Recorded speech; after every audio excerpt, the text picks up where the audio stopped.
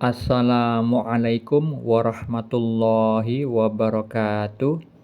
Alhamdulillahi rabbil alamin. Allahumma shalli ala sayyidina Muhammad wa ala ali sayyidina Muhammad. Kali ini saya bagikan kisah nyata tentang spiritual, bukan tentang mimpi, dialami saudara kita yang menuliskan komentar di channel YouTube saya. Sebut saja namanya Fulan, bukan nama yang sebenarnya. Fulan setelah selesai melaksanakan sholat tahajud jam 2, beliau itu rebahan di sofa sambil berzikir, mendadak mendengar azan. Beliau pikir itu sudah subuh, ternyata itu masih jam 2 lebih. Fulan itu merasa suara muazin itu terlalu indah dan menyentuh hingga meneteskan air mata, padahal biasanya orang-orang yang azan di sekitar rumahnya itu tidak sebagus itu suaranya. Pertanyaan beliau adalah, kira-kira suara azan dari siapa dan dari mana? Itulah secara ringkasnya inti dari pertanyaan beliau. Lalu apa hikmah dari kejadian tersebut? Perlu diketahui bahwa kita diciptakan oleh Allah adalah untuk beribadah kepadanya, sebagaimana firman-Nya di dalam surat Az-Zariyat ayat 56. Dan di dalam beribadah kepada Allah, kita pasti diuji dengan keburukan dan kebaikan sebagai cobaan, sebagaimana firman Allah di dalam surat Al-Anbiya ayat 35. Nah, kejadian yang dialami saudara kita itu adalah tentang ujian kebaikan karena ketakwaan yang sudah dilakukannya. Syekh Abdul Qadir Al-Jilani, rajanya para wali Allah, sudah mengatakan bahwa orang yang mengamalkan ilmunya itu akan diajak oleh Allah ke alam kegoiban. Kegoiban yang dialami saudara kita itu adalah kasyaf hissi. Kasyaf itu terbuka, tersingkap. Hissi itu adalah sesuatu yang goib yang ditangkap panca indera kita. Anggota badan lahiriah. Bisa melalui mata, bisa melalui telinga. Nah, yang dialami saudara kita melalui telinganya itu kasyaf hissi. Kasyaf hissi ini masih bisa berakibat bencana kalau misalkan tidak paham cara meresponnya. Seperti yang dikatakan Guru Skumpul, seorang wali Allah dari Kalimantan.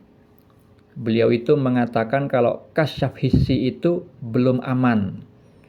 Ya, kalau misalkan ada benda-benda yang bisa bicara, menyebutkan tentang khasiatnya, maka janganlah diambil benda itu. Nantinya perjalanan suluk mendekat kepada Allah bisa terhenti karena sudah terpukau dengan kegoiban. Nantinya malah menjadi dukun. Tidak lagi menjadi orang ma'rifatullah. Karena apa? Sudah terpukau dengan mainan-mainan kegoiban. Perlu diketahui saudara-saudariku yang dirahmati Allah,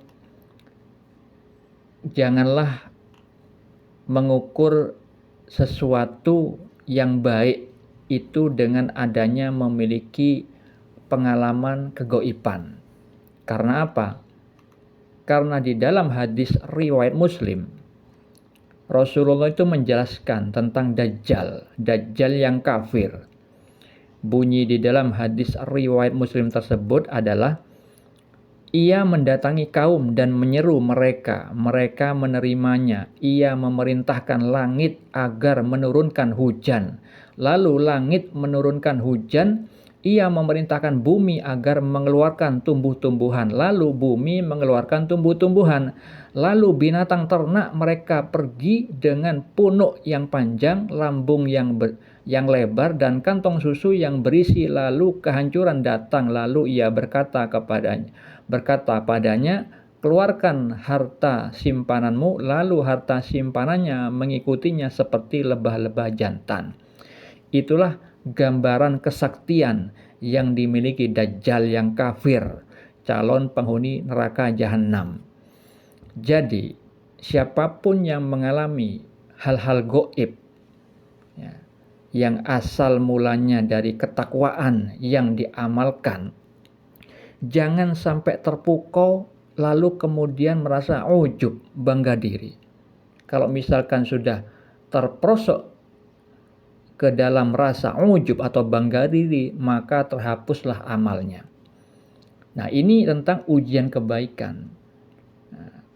Dan rajanya para wali Allah, yang bernama Syekh Abdul Qadir Al-Jilani, ketika dipuji orang lain tentang karomahnya yang bisa menghidupkan orang mati, beliau katakan hal itu adalah kecil. Beliau katakan hal yang lebih besar itu adalah mengajak manusia ke jalan Allah. Pernyataan beliau itu berkaitan dengan tujuan manusia diciptakan adalah untuk beribadah kepada Allah. Sebagaimana firman Allah di dalam surat Az-Zariyat ayat 56. Jadi kalau misalkan kita mengalami hal-hal gaib, apapun itu bentuknya, maka kita harus mengembalikan kegaiban itu kepada Allah yang maha gaib yang menciptakan hal itu. Sehingga sikap atau perilaku yang dianjurkan kepada kita orang beriman setelah mengetahui kegaiban yang mana itu milik Allah yang maha gaib, ciptaan Allah yang maha gaib, maka ikutilah seperti perilaku orang yang beriman yang Allah firmankan di dalam surat Al-Imran ayat 191.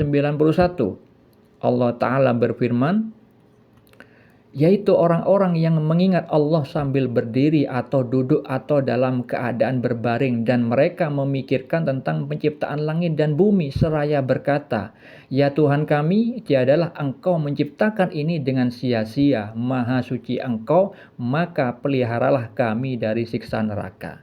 Jadi pengalaman gaib dan pengalaman yang baik-baik yang kita lihat, yang kita dengar, itu kembalikan kepada Allah Subhanahu wa Ta'ala.